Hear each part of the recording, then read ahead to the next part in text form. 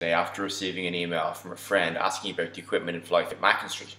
As anyone who knows me will know, I do a lot of my training there because they've all the essentials and it's a really nice change of scenery for me as well. But he asked about some gear like a glute ham raise, a reverse hyper and a chest supported row that very few gyms actually have.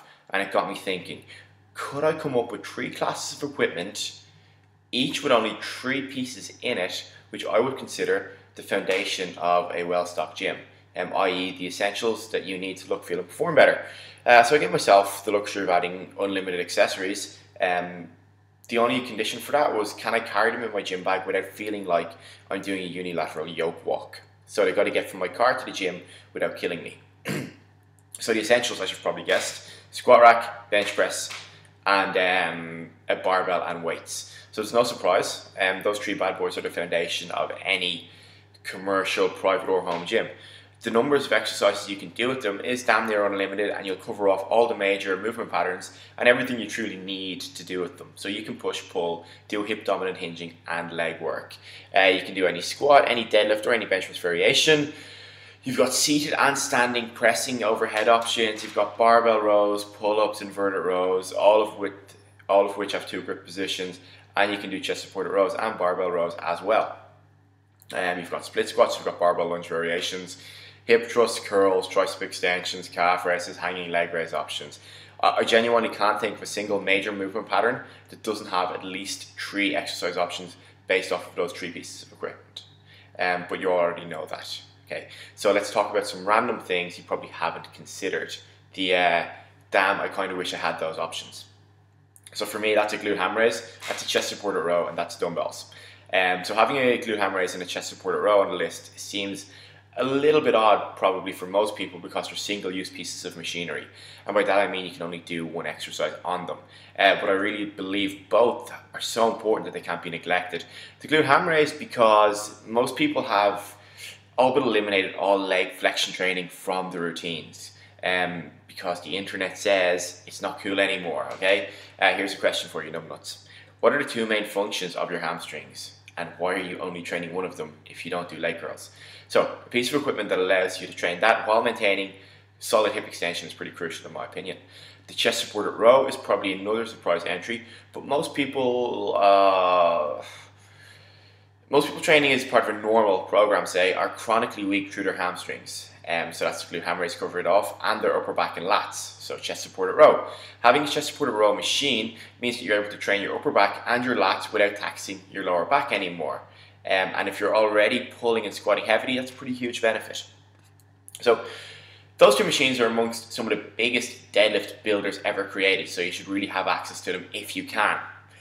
Finally then, dumbbells are a logical choice because they enhance all of the options in the essentials list. And with the addition of them, you can pretty much double the number of exercises you can do, and you can start to train some of stabilization work for your upper body too. Things like external rotations, trap 3 raises, YTWs and the likes. And you can do all the unilateral pushing and pulling variations you want as well.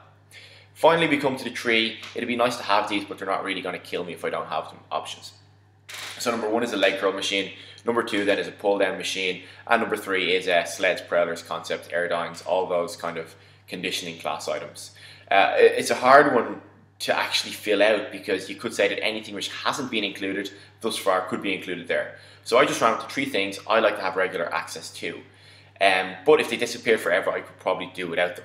And as I already mentioned, most people are chronically underdeveloped in the hamstrings.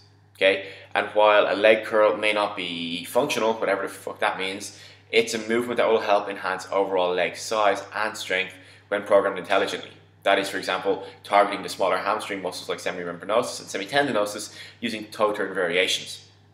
The pull down one is pretty controversial, but I really like them. And I think they do a much better job of recruiting my lats than I do with pull-ups and chin-ups. Plus you can vary the tempo really nicely on them. Additionally, when you do them the right way, that is to say with a vertical forearm angle, not this lean back, they're a nice way of progressing towards pull-ups for people who are too weak to do them right now. But that being said, obviously if you lean back and turn it into a row, you're wasting your time. So stay tall, stay strict. Finally then, the conditioning tools. I love and hate them, but if they didn't exist, I could still get an adequate workout using my own body weight and the aforementioned pieces of equipment already in this list. So they don't make the list. But if I was outfitting an unlimited space facility with no budget concerns, I'd for sure have multiple sets of each. So that's your prowlers, your sleds, the likes. Then let's talk about the unlimited accessories, because I love toys option.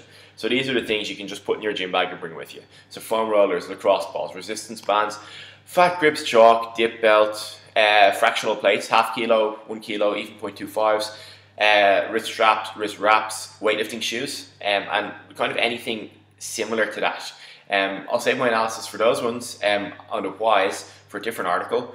But when you include those bad boys listed, everything you do with those will fit into your gym bag, and they'll completely change your experience in the gym for the better. They'll enhance every program you do, every movement you do. They'll enhance your health, your success, and they'll just make you a more rounded person by the end of it. And they'll give you some nice options to follow if you're at home. So you get a quick homework in with them. If you're watching this on Facebook, click on the link and jump onto the revolutionfitness.ie website and fill in the form below.